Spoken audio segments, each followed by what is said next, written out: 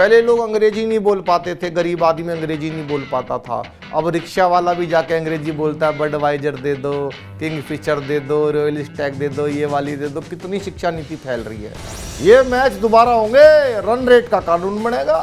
इस टीम का run rate बढ़ गया, उसका घट गया। कौन बढ़ाता है रन का रेट, कौन लेता है रन का रेट, आंदोलन होगा। देखिए भैया, ये जो कॉमेडी है, लाफ्टर ह्यूमर, ये जो कॉमेडी है ये कैसे होती है, ये गोदी मीडिया आपको नहीं बताएगा भैया। मैं बताता हूं आपको। हाउ इज इट पॉसिबल, ये कैसे होता है। नमस्कार दोस्तों, मेरे एक मंत्री को उठा के ले गई सीबीआई ईडी वाले, उसकी याददाश्त चली गई। अच्छा, उसको सिर्फ इतना याद है कि मेरी याददाश्त गई है, बाकी सब कुछ भूल गया है वो। मैंने खुद देखा है उसकी याददाश्त को जाते हुए, झूठ नहीं बोलता कभी, वो ईमानदार आदमी है। नरेंद्र मोदी, अच्छा दिन कब, अच्छा दिन आएगा कब।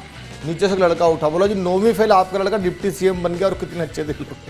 गुरु एक कॉमेडियन ने ऐसा जोक दिया, मेरे विकास का पहिया रोक दिया।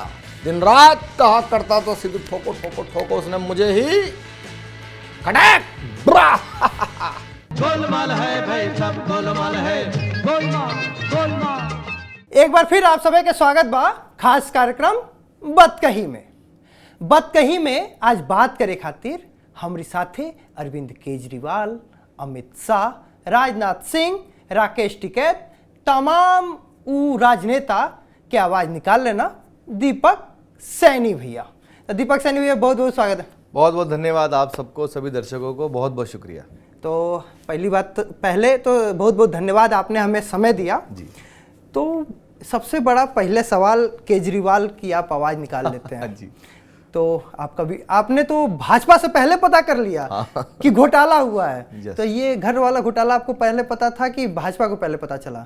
देखिए, मैं जहाँ रहता हूँ दिल्ली में, वहाँ मंदिर के सामने शराब का ठेका खुला। हाँ।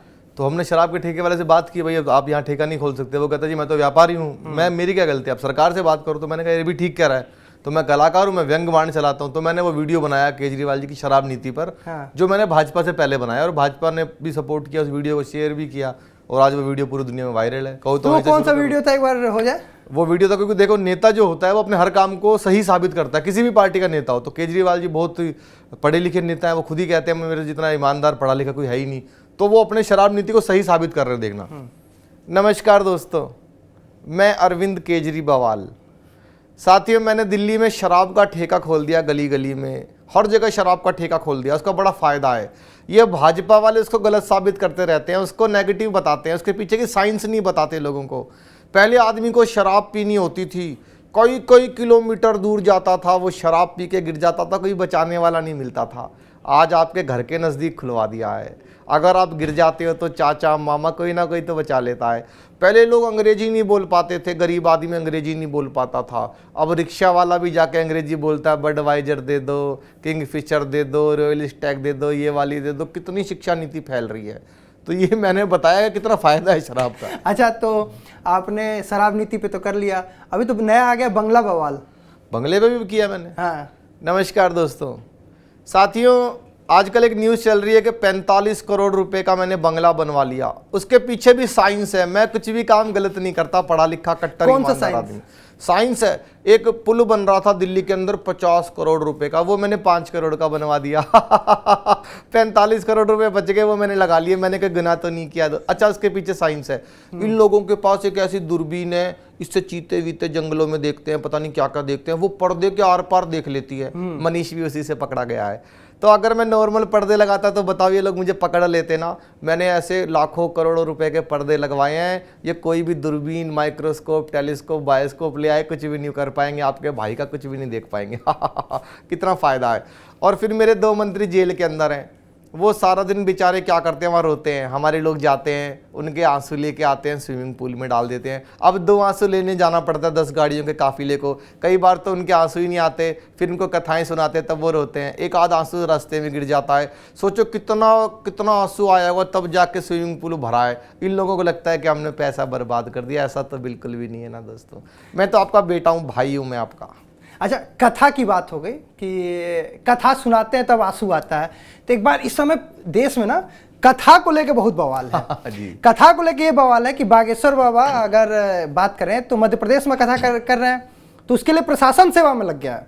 और वहीं अगर बिहार जाने की बात कर रहे हैं तो वहाँ उप मुख्यमंत्री के भाई साहब कह रहे हैं कि भैया आने नहीं देंगे, कोई कह रहा है 32 दांत तोड़ देंगे। तो ऐसे ऐसे बवाल आ रहे हैं। तो भाई पर्चा बागेश्वर बाग आपके पास पहुंचा या नहीं पहुंचा? पहुंचा ना, मैंने मेरे को सपने में आया, मैंने देखा बाबा बागेश्वर वाले अपनी कथा कर रहे हैं। सामने बहुत सारे नेता फंस गए। सबसे पहले दिल्ली में आए, वो कथा कर रहे हैं, सामने फंस गए दिल्ली के मुख्यमंत्री केजरीवाल जी। अब बाबा ने पर्चा बनाया उनका, बाबा की कथा शुरू हुई। जय श्री राम। इस पंडाल के अंदर हमको एक आदमी दिखाई दे रहा है जो नीली और ढीली शर्ट पहन करके बैठा हुआ है, वे आ जाए, उनकी अर्जी स्वीकार की जाती है।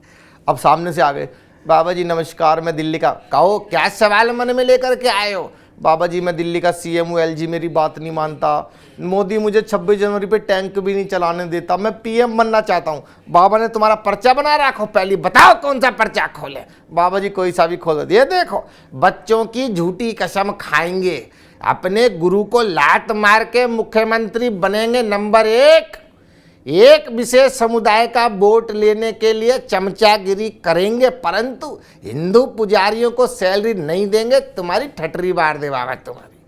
बाबा जी मैं पीएम बनना चाहता हूँ। सबसे पहले दिल्ली विधानसभा के अंदर हिंदू राष्ट्र की मांग करो और एक मंत्र बाबा लिख के दे रहे हैं, इसका 3 बार जाप करो पार्लियामेंट के सामने। बाबा जी कौन सा मंत्र है? हर हर मोदी, घर घर मोदी। तो आप जैसा अरविंद केजरीवाल का नकल करते हैं, दिल्ली में रहते हैं, तो कभी डर और नहीं लगता? क्योंकि आजकल ऐसा हो रहा है कि पंजाब से पुलिस आ जा रही है। नहीं, डरने की क्या बात है। पंजाब में जो बैठे हैं वो तो हमारे सीनियर कॉमेडियन है। तो एक कॉमेडियन दूसरे कॉमेडियन को नहीं पकड़ेगा, अरविंद केजरीवाल कितनी भी साजिश कर लें। अच्छा, ये उम्मीद है कि दूसरे भाई साहब आपको नहीं पकड़ेंगे? नहीं पकड़ेंगे भाई, मुझसे सीनियर कॉमेडियन को तो आपने मुख्यमंत्री बनाया हुआ, तो मुझे कैसे पकड़ सकते हो आप? ठीक, लेकिन केजरीवाल के पास कहीं तो एक अपनी पुलिस आज तैयार है। कोई बात नहीं, ऐसी गलती केजरीवाल जी करेंगे नहीं, बहुत पढ़े लिखे अपने आप को बताते हैं, और अगर गलती कर दी तो उसका नुकसान उन्हीं को होगा। ठीक, मैं तो कलाकार हूं भाई, अगर हमारा गला आपका वो वीडियो वायरल हुआ था राकेश टिकैत का जी, बहुत दिन तक राकेश टिकैत ने दिल्ली के बॉर्डर को सीज करके रखा था, अभी भी कहीं ना कहीं पहुंच जाते हैं। जी, फिर जंतर मंतर पे पहुंचे थे समर्थन देने, लेकिन पता चला वापस चले आए। तो राकेश टिकैत की आवाज में एक बार वो वाला हो जाए, आईसीसी लठ गाड़ देंगे, वो जो सबसे ज्यादा वायरल हुआ था। जी जी जी, वो क्या था, वो मेरा बहुत ऐसा आइटम है, मैं आज भी जहां जा रहा हूँ, लगभग 1.5 साल हो गए, लोग उसको सुनते हैं। आपने भी अभी उसकी फरमाइश की। वो इतना मुझे लगता है ऐतिहासिक आइटम था, माँ सरस्वती की कृपा, दोबारा शायद मैं भी ना बना पाऊं। और टिकैत साहब ने खुद उसको लाइक किया है ट्विटर पे, अपने ऑफिशियल अकाउंट से। अच्छा, बड़े बड़े पत्रकारों ने, नेताओं ने उनको ट्विटर पे लगाया उस वीडियो को। तो हमारी टीम वर्ल्ड कप से बाहर हो गई, पहले पाकिस्तान से हारी, फिर न्यूजीलैंड से हारी, वर्ल्ड कप से बाहर, पूरे देश में सन्नाटा, और टेलीविजन पे सारा दिन राकेश टिकैत, सारा दिन राकेश टिकैत। मैंने कहा यार इन्हीं से पूछो कि भाई साहब क्या सोल्यूशन है, आप मुझे बताओ। तो टिकैत साहब सपने में आए, मैंने भाई साहब ये बताओ कि हमारी टीम वर्ल्ड कप से बाहर होगी, क्या करोगे? आंदोलन होगा, हाँ आंदोलन होगा, पूरा होगा आंदोलन। मैं कहा जी कहाँ करोगे? ये करेंगे आईसीसी के गेट पे करेंगे आंदोलन। मैं कहा जी आईसीसी? हाँ, ये जो इंटरनेशनल कांग्रेस कमेटी जो क्रिकेट करवाती है, वहाँ करेंगे आंदोलन, और मांग करेंगे, मांग रखेंगे अपनी। मैं कहा जी क्या मांग करोगे? मांग करेंगे कि दोनों मैच जो हारे हैं दोबारा करवाओ, ये मैच दोबारा होंगे, रन रेट का कानून बनेगा। इस टीम का रन रेट बढ़ गया, उसका घट गया, कौन बढ़ाता है रन का रेट, कौन लेता है रन का रेट? आंदोलन होगा। एक और समस्या है तिवारी जी क्रिकेट में, अंपायर उंगली उठा के आउट देता है, बैट्समैन ऐसे कर देता है, अंपायर किसी से बात करके नोट आउट कर देता है। ये कौन है बीच में अंपायर के जिससे बात होती है? उसकी जांच करवाओ। आंदोलन होगा, पिच पे बैठेंगे और विकेट की बजाय गन्ने गड़ेंगे हमारे अब के। तो ये वीडियो आप कई बार आपने इंटरनेट पे सुना होगा, रील सुना होगा, मीम सुना होगा। तो यही वो दीपक हैं जिनके वो रील्स वायरल होते हैं। तो अभी इनकाउंटर हुआ यूपी में, तो अतीक और मुलायम सिंह यादव का ज़्यादा जिक्र हो रहा है, अखिलेश का ज़्यादा जिक्र हो रहा है। अखिलेश कर्नाटक इलेक्शन में जा रहे हैं, तो मुलायम सिंह अगर अभी रहते, क्योंकि मुलायम सिंह अब नहीं है, तो वो अखिलेश से क्या कहते या कार्यकर्ताओं को क्या संदेश देते? जी, मुलायम सिंह जी की मिमिक्री मैंने लगभग 15 साल की है, बचपन से अब तक। अब वो नहीं रहे, और उन्होंने कई बार सामने सुना भी है, बहुत प्यार करते थे कलाकारों को भी। वे अगर आते, अभी हो सकता है अभी सपने में आए अखिलेश जी के, किसी दिन उनको सपने में आते रहते हैं लोग, तो हो सकता है पिताजी उनके किसी दिन सपने में आए और उनको बोले, हाँ उत्तम ये देखो अखिलेश हमें कि मैं अतीक की तुम्हें वहाँ योगी बाबा के सामने जाएगी, इनसे तुम करो राम राम, वो आए के बाद इस तरह की कभी उनको विधानसभा कभी इस तरह चिल्लाया हमने नहीं है, कभी चिल्ला के बात मत करो बाबा से विधानसभा के अंदर। अच्छा वो बहुत सा जैसे मुलायम जी का भाषण थोड़ा सा, क्योंकि उम्र हो गई थी, बीमार भी थे, थोड़ा जोर लगता था कि समझने में कि वो क्या क्या कहना चाह रहे हैं। कई बार अखिलेश यादव से पूछा, भाई साहब आपके पिताजी ने क्या कहा, उन्होंने जो भी कहा ठीक कहा, पता उनको भी नहीं चलता था क्या कहा। कई नेता ऐसे हैं जिनका भाषण बड़ा जोर लगता है समझने में। एक है हमारे राजस्थान के सीएम अशोक गहलोत जी। अच्छा, ऐसा बड़ा जोर लग, समझ में तो आ जाता है, बड़ा जोर लगाना पड़ता है क्या बोल रहे। देखो राजस्थान के अंदर हमें जो कही के सोने से आके यहाँ पे राजस्थान में हाई की प्रियंका आगे बात चली है भाजपा यात्रा की, उसके बाद हमने उनको बताया कि हम कहेंगे बात मत चाहिए, तुम्हारे यहाँ बैठे हुए राहुल जी के साथ में। नहीं समझ में आता कई लोगों का भाषण भाई साहब। तो और कौन सा ऐसा कैरेक्टर है जिसकी आवाज़ निकालना आपको पसंद है? देखिए मुझे जो टीवी चैनल्स पे सबसे ज़्यादा पॉपुलैरिटी मिली, जो सबसे ज़्यादा पसंद किया लोगों ने सबसे पहले, वो थी राजनाथ सिंह जी की आवाज़। अच्छा। और मैंने एक बार राजनाथ जी के सामने मुलायम सिंह जी की मिमिक्री की थी बहुत वर्ष पहले दिल्ली में, तब राजनाथ जी ने कहा था मेरी भी करो, मैंने फिर उनकी की और बहुत पॉपुलैरिटी मुझे मिली। मेरे बहुत पसंदीदा नेता हैं, भारत के रक्षा मंत्री हैं वो, यदि आपके प्रोग्राम में आते तो कैसे बात करते। हाँ। पहले देखना वो लोकसभा में बोलते अगर आपके प्रोग्राम के लिए अध्यक्ष महोदय, जहाँ तक प्रश्न है बतकही का, तो मैं कहना चाहता हूँ कि ये एक ऐसा कार्यक्रम है कि जिसमें तनावग्रस्त जीवन से निजात पाने का एक सुनहरा अवसर आपको मिलता है। और मैं इतना ही कहना चाहता हूँ, डंके की चोट पर यह बिलबिलावल भुट्टो जो आए हैं पाकिस्तान से या चाइनीज हों, हम इनको डंके की चोट पर कहना चाहते हैं कि पूरे पाकिस्तान को यह संदेश है कि अब कश्मीर पर कभी कोई बात नहीं होगी, बात यदि होगी तो पीओके पर होगी। अगर यही बतकही के बारे में अगर अमित शाह की बात करें तो? देखिए मैं आपको इतना ही कहना चाहता हूं, टीवी 9 देखने वाले सभी लोगों, बतकही के मेरे सभी श्रोताओं और जिगर के टुकड़े जैसे मेरे बहनों भाइयों, मैं आपको इतना ही कहना चाहता हूं, ये बहुत अच्छा प्रोग्राम है, इसमें कोई टेंशन लेने की जरूरत नहीं है। ये आपको एक और चेतावनी है भाई, जितने भी लोग यहाँ पर हैं, लाइक और फॉलो का बटन नहीं दबाएंगे तो उनको हम देखेंगे। बहुत शानदार दीपक जी। अब एक मतलब इतना ज्यादा आवाज, बेस पकड़ना, पिच पकड़ना, तो कितने घंटे आप प्रैक्टिस करते हैं? 1 मिनट भी नहीं करता। 1 मिनट भी नहीं करता। हाँ, ये माँ सरस्वती की कृपा है, हमारा ब्लूटूथ ऑन होता है। हाँ। पता नहीं कब कृपा और क्या डाउनलोड हो जाए, हमें कुछ नहीं पता। मतलब बिना कोई प्रैक्टिस के? यस, कभी कोई प्रैक्टिस नहीं, ये मन में चलता है। खुद को ऐसा आभास होता है यार ये तो हो गई। जब सामने कोई बोल रहा होता है, टीवी पे किसी का भाषण चल रहा होता है, तो एकदम से मन में ये एहसास आता है ये तो हो गई मुझसे भी। तो वो मन में मंथन चलता रहता है, वो जो मेहनत है वो अंदर ही अंदर चलती है, किसी को दिखाई नहीं देती है वो। बट प्रैक्टिस के लिए कोई ना कोई स्टूडियो है ना कुछ है, अपने पास मस्त रहते हैं, राम का नाम मतलब हमने कई लोग से बात करी, कई मिमिक्री आर्टिस्ट हैं, उनसे बात करते हैं, वो कहते हैं कि हम एक ही आवाज़ पे काम कर रहे हैं, 3-4 महीने से काम कर रहे हैं, तब जाके वो कहीं पिच पकड़ पाते हैं उस आवाज़ का। और आप इतने आवाज़ पे आप काम करते हैं और बिना कोई मेहनत, बिना कोई प्रैक्टिस, फिर भी बेस पकड़ ले रहे हैं। देखिए मैं कंटेंट पे काम करता हूँ। मेरा मानना ये है कि बाकी मिमिक्री आर्टिस्ट भी बहुत अच्छा कर रहे हैं, लेकिन मुझ में और उनमें थोड़ा सा फर्क ये है कि मैं कंटेंट बनाता हूँ। जैसे टिकैत साहब की उन्होंने मिमिक्री की तो उसमें कंटेंट था, केजरीवाल जी की मिमिक्री की तो सब लोग एक ही स्टाइल से कर रहे हैं, मैंने कंटेंट बनाया, तो मैं कंटेंट पे टाइम लगाता हूँ। इसके अलावा मैं कभी पिच पकड़ने पे इस पर ध्यान ज़्यादा देता नहीं हूँ, एक्सेंट पे ध्यान देता हूँ बस। जब मुझे कॉन्फिडेंस आ जाता है कि यार ये हो गई तो मैं डिलीवर कर देता हूँ। एक आध बार माइक पे कभी थोड़ी हल्की फुल्की निकलती है, बट वो डिलीवर बहुत अच्छे से हो। बहुत सारी आवाज़ें हैं, एक आवाज़ रह गई, हेमंता बिस्वा, असम सीएम। मैंने उनको ज्यादा सुना नहीं है, अच्छा, क्योंकि और हिंदी भाषी भी नहीं है वो। हाँ। तो राहुल गांधी जी, जैसे होता है ना यज्ञ हो रहा है तो जब उसमें पूर्ण आहुति ना डाले तो जब तक वो अनुष्ठान संपन्न नहीं होता, तो ऐसे ही अगर उनकी मिमिक्री ना करो राहुल जी की तो फिर ये मिमिक्री का अनुष्ठान संपन्न नहीं हो। आप ऐसे हंसोगे नहीं यार प्लीज। मैं आपकी बातों पे हंस रहा हूँ। नहीं, वो कॉमेडी में मेरे सीनियर हैं, आप उनका नाम सुन के ऐसे ठीक है। मेरे बहुत बहुत पसंदीदा नेता है वो, देश के बड़े नेता है वो। अगर आते आपके प्रोग्राम में कॉमेडी समझाते और आप समझ जाते तो फिर मुझे बताना, वो अगर आते तो। ठीक है। देखिए भैया, ये जो कॉमेडी है, लाफ्टर ह्यूमर, ये जो कॉमेडी है ये कैसे होती है, ये गोदी मीडिया आपको नहीं बताएगा भैया, मैं बताता हूं आपको। हाउ इज इट पॉसिबल, ये कैसे होता है। कल एक बच्चा आता है, कहता है राहुल जी ये हंसी कैसे आती है, बच्चा चाइल्ड खुद आता है सेल्फ। मैंने कहा भैया मैं नहीं जानता, मेरा जवाब नहीं मिल रहा। मैं आगे बढ़ता हूं, एक और मिलता है, बोलता है कॉमेडी कैसे होती है। मैंने कहा मैं भी यही जानना चाहता, जवाब उसको भी नहीं मिल रहा है। ये भैया जवाब नहीं मिल रहा है। मैं बताता हूं आपको, ये तिवारी जी हैं, हमें बुलाते हैं, हम आते हैं तो होती है भैया सिंपल, टाटा बाय बाय, अब आएगा मजा भैया, सिंपल है। तो इतना ज़्यादा इतना अच्छा बेस पकड़ लेना, और ऐसा भी नहीं है कि आप किसी मतलब डायलॉग को या किसी भाषण को सुन के उसे कॉपी कर रहे हैं।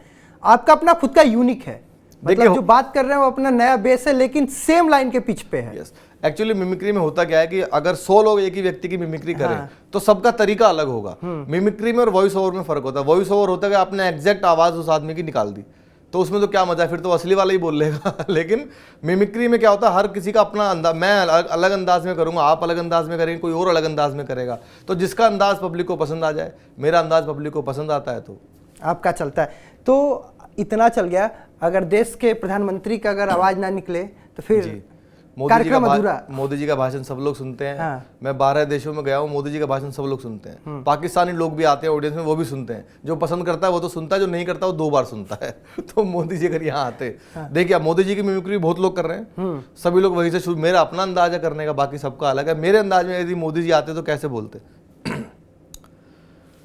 भाइयों बहनों नमस्ते, मेरे देश में और देश के सर्वश्रेष्ठ मीडिया चैनल्स में से एक टीवी 9 पे यह शानदार कार्यक्रम चल रहा है बत कही, तो मैं मेरी और 142 करोड़ भारतीयों की तरफ से आपको शुभकामनाएं देता हूं, और इतना ही कहना चाहता हूं, हंसते रहिए, हंसाते रहिए, लाइक और कमेंट का बटन दबाते रहिए। तो ये तो बात हो गई मिमिक्री की जी। तो अब आपके दूसरे फेस की तरफ चलते हैं, क्योंकि आप मिमिक्री आर्टिस्ट के साथ एक बहुत अच्छे कवि भी हैं। तो इस समय एक कश्मीर में अभी कुछ जवान शहीद हुए हैं, तो कुछ चंद लाइनें कश्मीर पे जो आप सुनाना चाहें। कश्मीर का मुद्दा पिछले 1-1.5 साल से ज़्यादा उसको हाइप मिली, और अच्छी बात है, नई पीढ़ी को पता लगा कि कश्मीर में क्या क्या हुआ था। एक फिल्म आई, उसके बाद भी लोगों को पता लगा। अब क्योंकि मैं हास्य कवि हूँ, हास्य कलाकार, तो मैंने तो हास्य में ही पाकिस्तान को निपटाया है। ज़रूरत नहीं है मारकाट की। अब एक डायलॉग था, दूध मांगोगे तो खीर देंगे, कश्मीर मांगोगे तो चीर देंगे। अब उसमें वायलेंस, हमें जरूरत क्या है वायलेंस करने की। अब देखो, मैंने दिल्ली वाला हूँ भैया, मैंने बिल्कुल मजाक मजाक में 2 लाइन बनाई, एक लाइन उनकी एक अपनी। दूध मांगोगे तो खीर देंगे, दूध मांगोगे तो खीर देंगे, कश्मीर मांगोगे मांगते रहो, मांगते रहो, हमने कौन सा देना है। तो मैं 4 पंक्तियां आपको सुनाता हूँ। मोदी जी का जिक्र हुआ, हमारा, मैं किसी पार्टी का आदमी तो हूँ नहीं, जैसा दिखता है वैसा लिखता हूँ। तो मैंने 4 पंक्तियां कश्मीर पे लिखी है। आप आज की पीढ़ी को बताना चाहो धारा 370 का इतिहास, तो मात्र 4 पंक्तियों में ऐसे बताया जा सकता है। देश तो आज़ाद हुआ और जिंदाबाद हुआ, जलता रहा तिरंगा कश्मीरी लैंड में, भारत हो मुर्दाबाद और पाक जिंदाबाद, यही धुन बजती घाटी के हर बैंड में, जन विश्वास जगा, भावी इतिहास जगा, और देश सौंप दिया मोदी जी के हैंड में। 70 बरस से कलंक थी जो धारा वह मोदी ने उखाड़ फेंकी 70 सेकंड में। वाह। तो मतलब ये कहाँ तक आपने पढ़ाई की, कहाँ से पढ़ाई की, और ये पढ़ते समय आपने सोच लिया कि मिमिक्री करना है, पोएट बनना है, कि फिर क्या? मैं जब छोटा था तो 4th क्लास में जब मैं था, तो हमारे स्कूल में हास्य कवि सम्मेलन हुआ उस समय, और कोई तो ज़्यादा कुछ क्लास 4th में। ओके। तो वो क्योंकि हमारे स्कूल ने कराया था, तो वहाँ जाना कंपलसरी था सबको, विद पेरेंट्स, सबको कार्ड था कि भाई आपको आना है। तो मैं भी गया, तो मुझे सुन के बड़ा अच्छा लगा। मैंने कहा यार, ये कवि जो हैं, माइक पे एक कवि बोल रहा है, 10-10 हज़ार आदमी एक साथ हंस रहे, तो यार यही काम करना है मुझे। अच्छा, ह्यूमर थोड़ा बचपन से मुझ में था ही, नकल वकल टीचर्स किस किस को करते रहता था। तो मेरी जो शुरुआत हुई वो हास्य कवि सम्मेलन से हुई। उसके बाद मिमिक्री की जो आर्ट है वो मेरे अंदर थी, मैं बचपन से सबकी नकल वकल उतारता था। फिर मैंने मंच पे उसको भी उपयोग किया। शुरू में लोगों ने विरोध भी किया कि यार ये मंच पे मिमिक्री मत करो नेताओं की, ये। मैंने कहा भाई मैं अपनी कर रहा हूँ ना, मैं कर रहा हूँ, मुझ में टैलेंट है तो मैं कर रहा हूँ। आप तो बासी चुटकुले सुना रहे हो, किताबों के रंग बिरंगे चुटकुलों से निकाल के, और लाखों रुपये का लिफाफा ले रहे हो, तो मैं क्यों ना करूँ भाई। तो मैंने करनी शुरू की, तो मेरा अपना एक फैन बेस बना, मेरे प्रशंसक अपने बने, और आज सब कुछ आपके सामने है। तो ये बात हो गई, लेकिन अरविंद केजरीवाल कह रहे हैं कि मैं जल्द ही अरेस्ट हो जाऊंगा, मुझे लोकसभा चुनाव से पहले गिरफ्तार कर लिया जाएगा। अगर वो गिरफ्तार हुए तो मैं उस गिरफ्तारी से पहले भी एक वीडियो बनाऊंगा। मेरा काम वीडियो बनाना है। हाँ। बाकी गिरफ्तार करना ना करना ऐसा पॉलिटिक्स है, और वो कोर्ट देखेगी। मैंने बहुत सारे वीडियोस बनाए केजरीवाल जी पे। इनके 2 मंत्री ऑलरेडी जेल में हैं, तो मेरे सपने में आए। आपने देखा होगा एक मंत्री की याददाश्त चली गई, जो स्वास्थ्य मंत्री है हमारे, अब केजरीवाल जी का भाषण शुरू हुआ। नमस्कार दोस्तों, मेरे एक मंत्री को उठा के ले गई सीबीआई ईडी वाले, उसकी याददाश्त चली गई। अच्छा, उसको सिर्फ इतना याद है कि मेरी याददाश्त गई है, बाकी सब कुछ भूल गया है वो। मैंने खुद देखा है उसकी याददाश्त को जाते हुए, झूठ नहीं बोलता कभी, वो ईमानदार आदमी है। मैंने खुद देखा है, ऐसे गई है, ऐसे निकल के मेरे सामने से गई है, ऐसे हरे रंग की थी, मैंने खुद देखा है। अब तो उसी समय पकड़ लेते तो ठीक रहता, अब तो वो रोमिंग में चली गई होगी, काफ़ी आगे चली गई होगी। मेरी मोदी जी से विनती है कि जल्द से जल्द उसकी याददाश्त को ढूंढ के ले आएँ। अगर मेरा भी हिसाब किताब भूल गया तो सारा नुकसान हो जाएगा मुझे। वो कहते हैं 500 स्कूल बना दिए मैंने दिल्ली में। दिल्ली में 500 नए स्कूल बना दिया। आपने विज्ञापन देखोगे पूरे देश में है। मैं दिल्ली में पैदा हुआ हूँ, दिल्ली में पढ़ा हूँ, तो मैंने सपने में पकड़ा उनको। मैंने भाई साहब मुझे 500 स्कूल दिखाओ, पर नेता वही होता है जो साबित कर देता है। वो एक बिल्डिंग के सामने ले गए मुझे, एक स्कूल तो ये है सामने देख लो। मैंने कहा जी एक है, 500 बताओ। सुबह लड़कियां पढ़ती हैं इसमें, शाम को लड़के आते हैं, 2 ही हो गए। मैंने कहा जी 2 हो गए, 500 बताओ ना। आप किसी भी क्लास में जाओ, कोई बच्चा ये नहीं कहता कि मैं क्लास में जा रहा हूँ, क्या बोलता है? स्कूल में जा रहा हूँ। एक कमरे के अंदर 20 स्कूल बैठे हुए हैं, ऐसे ऐसे 50 कमरे एक स्कूल में, गिन लो कितने सारे हो गए। मैंने कहा ये तो काफ़ी हो गए। और स्कूल के सामने शराब का ठेका खोल दिया। भगवंत मान ने बताया कि अगर एक अच्छा पैग लगा लो तो एक स्कूल के 2 दिखाई देते हैं, तो 2 तो ये वाले भी मानने पड़ेंगे। ऐसे करके 500 बना रखे, कहो तो 1000 बना के दिखा सकता हूँ। तो बहुत शानदार। लेकिन अगर कोई मिमिक्री की बात हो रही हो और उसमें लालू प्रसाद यादव का अगर जिक्र ना हो तो फिर कैसे हो सकता है? ये बिल्कुल आपने ठीक कहा है। लालू जी हमारे सबके आदर्श हैं और उन्होंने भी बहुत हंसाया है लोकसभा के अंदर।